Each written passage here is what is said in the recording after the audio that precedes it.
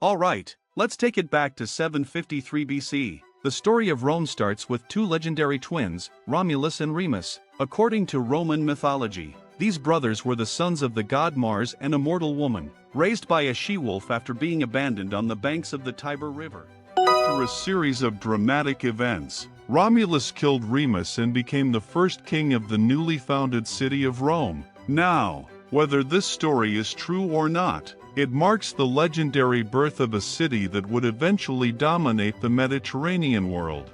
Rome wasn't just born out of mythology, though. By the 6th century BC, Rome was a small city-state surrounded by other Italian tribes, but it didn't take long for the city to begin flexing its muscles, thanks to its superb military and strategic alliances.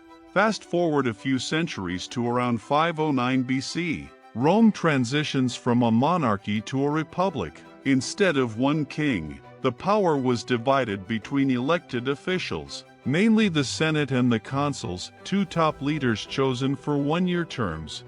This system helped prevent one person from gaining too much control, and it set the stage for Rome's expansion. But while it worked for a while, things were far from perfect. There were constant struggles for power, both within the city and in its territories. The patricians, who were the aristocratic elite, held most of the power, while the plebeians, the common folk, were left fighting for rights. This led to many conflicts, but also to crucial reforms, like the 12 Tables, a written code of laws that gave the plebeians more protection. Rome also started to expand its territory through conquest. The Punic Wars against Carthage were pivotal. These wars, especially the second one, where the famous general Hannibal nearly defeated the Romans, showed just how much Rome had grown, both militarily and culturally. But victory didn't come easy. As Rome's influence grew, so did the ambitions of its leaders. By the 1st century BC, things in the Republic started to unravel. The once balanced power structure was overshadowed by political corruption, wealth inequality, and a series of civil wars. This is where we meet the legendary figure, Julius Caesar. In 49 BC, Caesar famously crossed the Rubicon River, defying the Senate and essentially starting a civil war. His victory made him the ruler of Rome, and in 44 BC, he declared himself dictator for life. But power, as they say, can be a dangerous thing. On March 15, 44 BC, Julius Caesar was assassinated by his own senators, including some of his closest allies. The empire was plunged into chaos, but Caesar's death set the stage for the rise of another legendary figure, Augustus.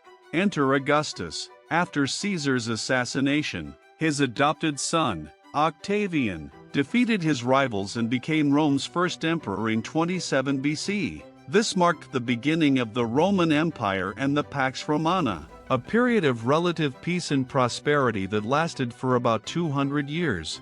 Augustus restored order, reformed the military, and expanded Rome's borders to their greatest extent. Under his rule, Rome's infrastructure flourished, roads, aqueducts, and public buildings were constructed. It's not an exaggeration to say that Augustus laid the groundwork for the empire's long-lasting power. Following Augustus, a series of emperors, some good and some not so good, would come to power. Emperors like Trajan expanded the empire to its greatest territorial extent, while Hadrian built Hadrian's Wall in Britain to protect the empire from barbarian invasions. However, no empire lasts forever, and the Roman Empire was no exception. By the 3rd century AD, things began to fall apart. The empire faced economic struggles, military defeats, and attacks from all sides by barbarian tribes like the Goths, Vandals, and Huns. The empire was divided in 395 AD into the Eastern Roman Empire and the Western Roman Empire, while the Eastern Empire, centered around Constantinople, would last for another 1,000 years as the Byzantine Empire. The Western Empire continued to weaken. Finally, in 476 AD, the the last Roman emperor in the West, Romulus Augustulus, was deposed by the barbarian general Odoacer, marking the official fall of the Western Roman Empire. Rome, once the most powerful empire in the world, was no longer the center of the known universe.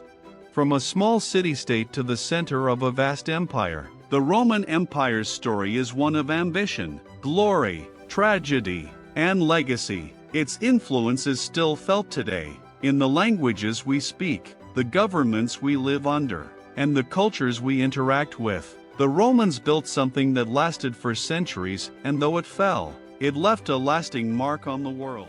If you enjoyed learning about Rome's incredible rise and fall, hit that like button, subscribe for more historical deep dives, and leave a comment below. What do you think was the key reason for the fall of Rome? Let's get a discussion going. Thanks for watching, and I'll see you next time.